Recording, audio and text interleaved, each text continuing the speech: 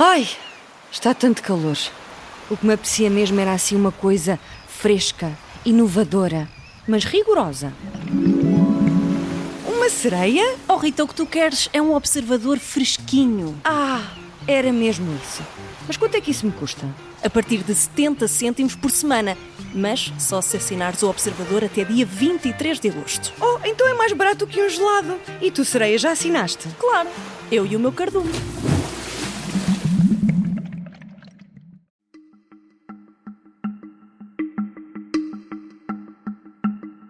Esta é a história do dia da Rádio Observador. A Convenção Democrata aumenta o risco de Donald Trump perder?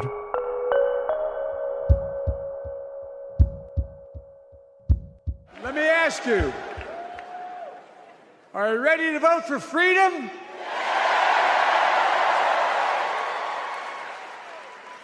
Are you ready to vote for democracy and for America? Let me ask you, are you ready to elect Kamala Harris and Tim Walz, President and Vice President of the United States? Joe Biden, o presidente dos Estados Unidos, desistiu e passou o testemunho à sua vice, Kamala Harris. Muito aplaudido no arranque da Convenção Democrata em Chicago, Biden é apenas um entre muitos nomes sonantes que se uniram no apoio a Harris. Os Obama, os Clintons, Taylor Swift, Beyoncé ou John Legend são outros exemplos. Donald Trump dá sinais de alguma incapacidade de resposta perante o crescendo da oponente. Poderá a Convenção Democrata ser mais uma derrota para o republicano? É sobre isto que vou conversar com Ana Cavalieri, investigadora de Relações Internacionais do IEP e conhecedora da política dos Estados Unidos, onde viveu vários anos. Eu sou Ricardo Conceição e esta é a história do dia, de terça-feira, 20 de agosto.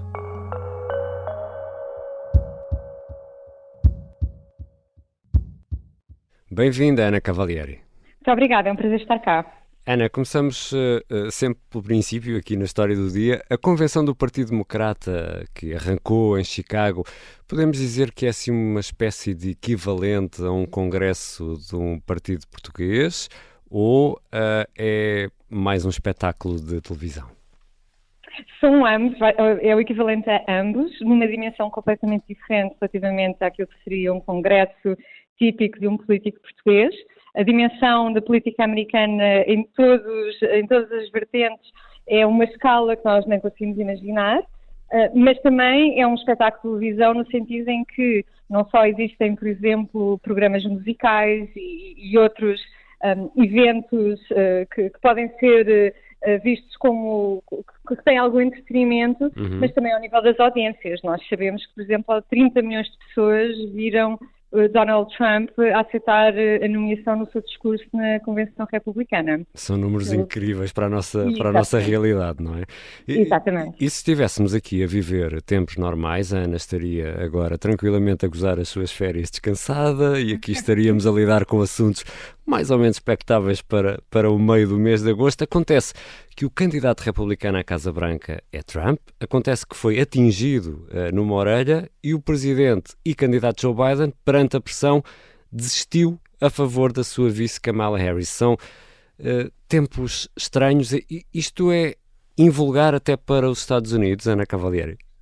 Exato, não tem precedente. E eu atrevo-me a dizer que para o resto da nossa vida nós não iremos ter uma corrida presidencial com estas características e com estas circunstâncias que nos acabam por nos surpreender. Já antes da tentativa de homicídio de Donald Trump e da desistência de Biden, já era uma corrida peculiar.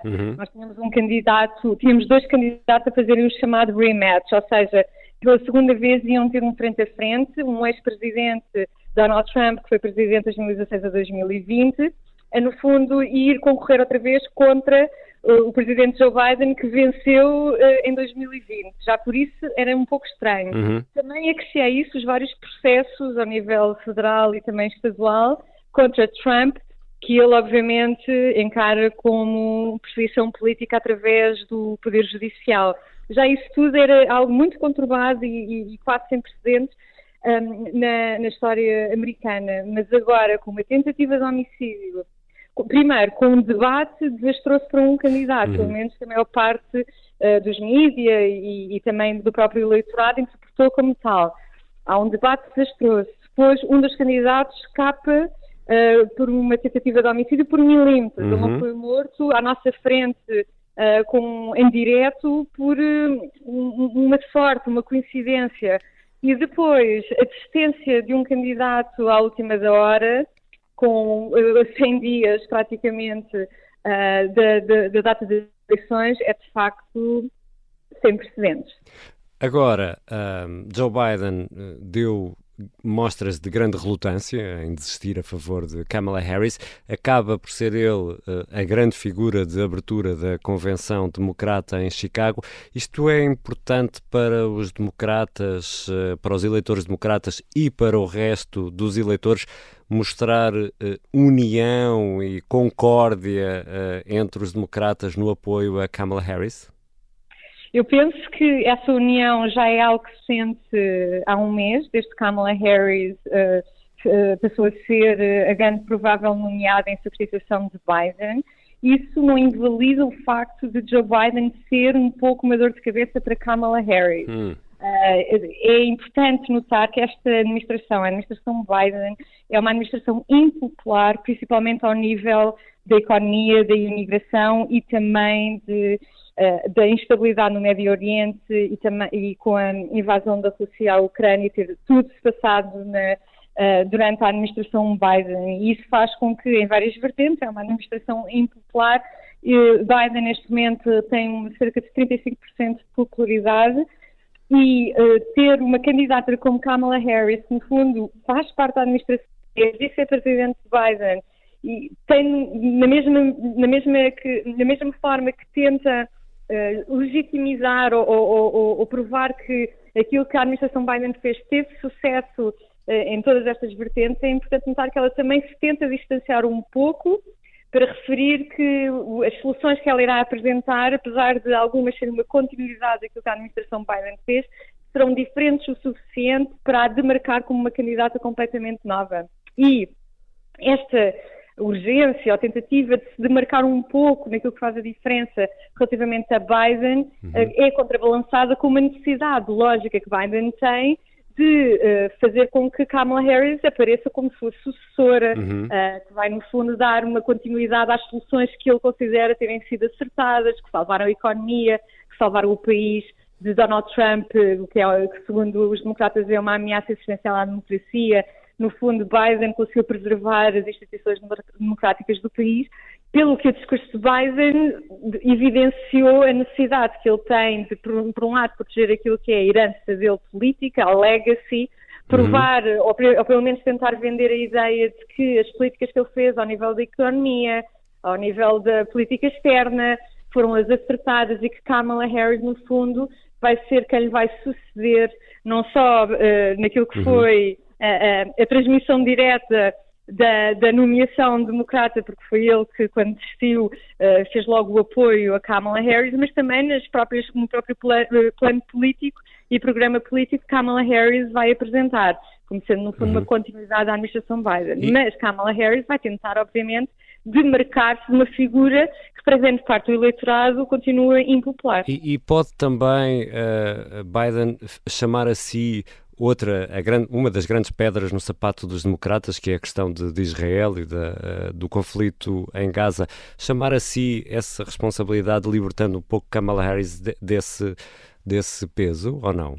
Eu penso que não, porque também os grupos pró-Palestina que estão neste momento a programar uma grande manifestação para quinta-feira e que também já fizeram ontem uma grande também demonstração, já que Biden estava a discursar, é importante notar que eles não fazem essa desvinculação.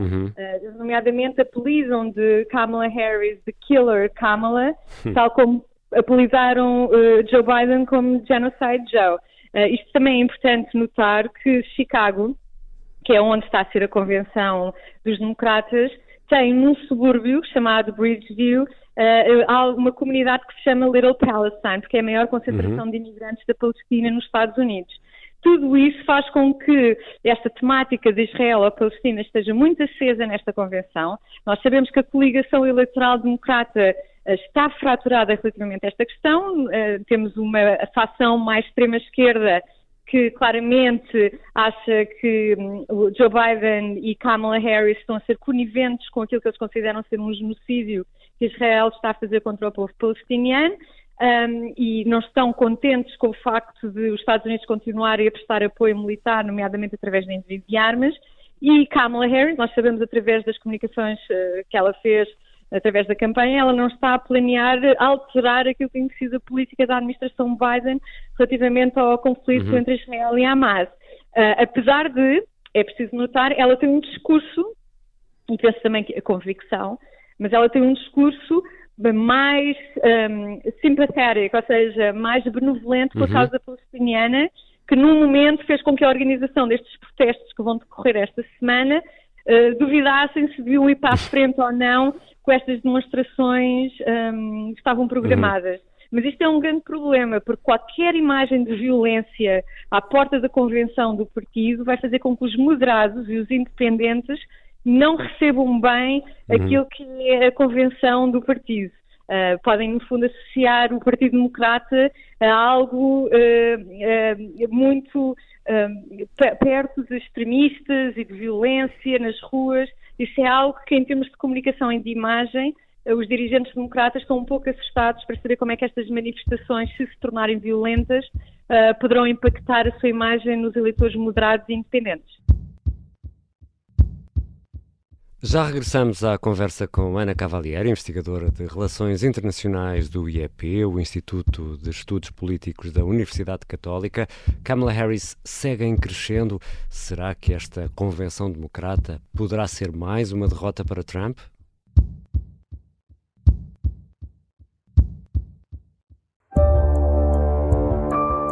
Os pagamentos feitos eram através de dinheiro depositado no Banco Espírito Santo.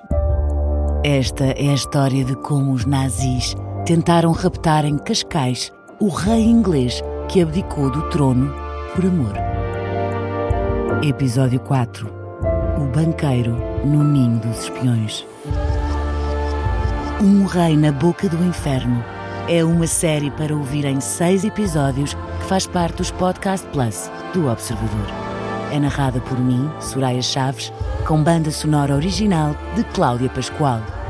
Um novo episódio a cada terça-feira. Os assinantes do Observador têm acesso antecipado a todos os episódios desta série, já disponíveis em observador.pt. Os Podcast Plus do Observador têm o apoio da Kia. Estamos de regresso à conversa com Ana Cavalieri, investigadora de Relações Internacionais do IEP, que viveu muitos anos nos Estados Unidos. Ana, Kamala Harris vai receber o apoio público do casal Clinton, também do casal Obama. Até que ponto pode ser fundamental nesta fase o apoio de Barack Obama? Obama é um homem muito carismático, ele é muito forte em todas as convenções em que fez intervenções. E muita gente esquece, mas o evento que fez com que ele se tornasse conhecido pela primeira vez ao público americano, ninguém sabia quem ele era, foi na convenção do Partido Democrata em 2004. Nesse ano foi Bush quem ganhou as eleições, mas houve uma estrela que nasceu nesse ano, em 2004, na convenção do Partido Democrata, quando Barack Obama fez pela primeira vez um discurso a nível nacional, ou seja, com uma audiência nacional. Ele tem uma figura incontornável, é ex-presidente, foi o primeiro presidente afro-americano, é considerado popular, muito popular pela base democrata. E nós sabemos que a estratégia da campanha de Kamala Harris neste momento é tentar replicar a estratégia que Barack Obama tentou prosseguir naquilo que foi a sua campanha de reeleição. Foi, no fundo, tentar ir através daquelas demografias mais ligadas a entidades de género e também raciais, ou seja, as minorias étnicas e as mulheres, mais do que propriamente, e tentar, no fundo, apelar à motivação e ao entusiasmo dessas bases, mais do que apostar forte numa mensagem de moderação, por exemplo, e tentar convencer independentes. Então, neste momento, Barack Obama vai ser importante nessa perspectiva. Sabemos que eles têm uma relação próxima, Kamala Harris e Barack Obama. Segundo as fugas de informação que aconteceram em 2020, foi Barack Obama que conseguiu convencer Joe Biden a escolher Kamala Harris como vice-presidente, pelo que vai ser uma figura incontornável. Ele deverá discursar esta terça-feira, pelo que também será, com certeza, um dos discursos mais vistos pela audiência americana durante estes dias. E também não é de menosprezar o apoio de figuras como Taylor Swift. Existem rumores que estão agora ao rubro de que Beyoncé ou Taylor Swift será assim a surpresa mais mediática. E até John Legend. Exato, John Legend parece que está confirmado, mas ele já tem um historial muito próximo com o Partido Democrata, a Beyoncé também. Mas Taylor Swift é Taylor Swift, aqui, não é? Exatamente, Taylor Swift aqui seria uma figura que tem um peso cultural muito importante, principalmente numa demografia que é complicada para os republicanos e é aquela que tem dado a vitória ao Partido Democrata. Os republicanos têm um problema relativamente à demografia de mulheres, mas não é as mulheres na sua totalidade. As mulheres casadas continuam a votar no Partido Republicano com uma vantagem de 14 pontos, de 14%. Mas as mulheres solteiras votam no Partido Democrata com uma vantagem de quase 40 pontos. Incrível. Basicamente podemos dizer que são as mulheres solteiras, que é precisamente a demografia que Taylor Swift mais entusiasma, e o fã-clube dela está muito ligado a essa demografia, e têm sido as mulheres solteiras que basicamente têm garantido a vitória ao Partido Democrata nos últimos ciclos eleitorais, porque homens casados, homens solteiros e mulheres casadas dão vantagem normalmente ao Partido Republicano, pelo que se a Taylor Swift fazer pública aquilo que vai ser o seu endorsement, o seu apoio, e eu penso que ela vai fazer, se não for na convenção será mais tarde, mas ela deixou de ser a política já há muitos anos, e ela é claramente alinhada com o Partido Democrata, vai ser importante principalmente para fazer a motivação motivar essa demografia de mulheres mais jovens e solteiras. Ana Cavalieri já explicou aqui na História do Dia a importância dos chamados swing states, aqueles estados que vão fazer a diferença na corrida eleitoral. Aproveito aqui para recordar que nos Estados Unidos o presidente não é eleito diretamente. Os eleitores elegem representantes para o colégio eleitoral e é depois esse colégio que escolhe o presidente. Portanto, não é uma eleição direta. É por isso que às vezes ter mais percentagem de votos não garante a vitória, porque garante mesmo a vitória é conseguir os estados que fornecem os grandes eleitores-chave para esta corrida. E neste ponto, Ana Cavalieri, Kamala Harris só me segue. Exatamente. Ela tem tido não só agora uma vantagem a nível nacional, e isso tem sido normal em candidatos democratas que, mesmo perdendo no colégio eleitoral e, portanto, perdendo a corrida às presidenciais, ganham no voto popular, que, como disse bem, é irrelevante, mas em termos daquilo que são as sondagens que estão a ser mais seguidas, que são aquelas relativamente aos 6, 7 estados que são os decisivos, os chamados swing states, ela neste momento está com uma vantagem em cerca de 4 e 5. É importante notar que as sondagens há 2 dias para cá, 2 dias para cá, estão a demonstrar um leve momento ou uma leve transformação daquilo que tem sido o entusiasmo e a subida de Kamala Harris. Parece que está a estancar um pouco e Donald Trump a subir relativamente àquilo que tem sido 3 semanas ou 4 semanas desastrosas para Trump. Pelo que não sabemos o que é que isso significa. Mas, neste momento, nós sabemos que em Michigan, Wisconsin, Pennsylvania e no Arizona, Kamala Harris, segundo as últimas sondagens da CBS que saíram há 2 dias atrás, parece estar a ter uma vantagem, e Donald Trump ainda consegue ter um pouco uma vantagem em Georgia e no Nevada.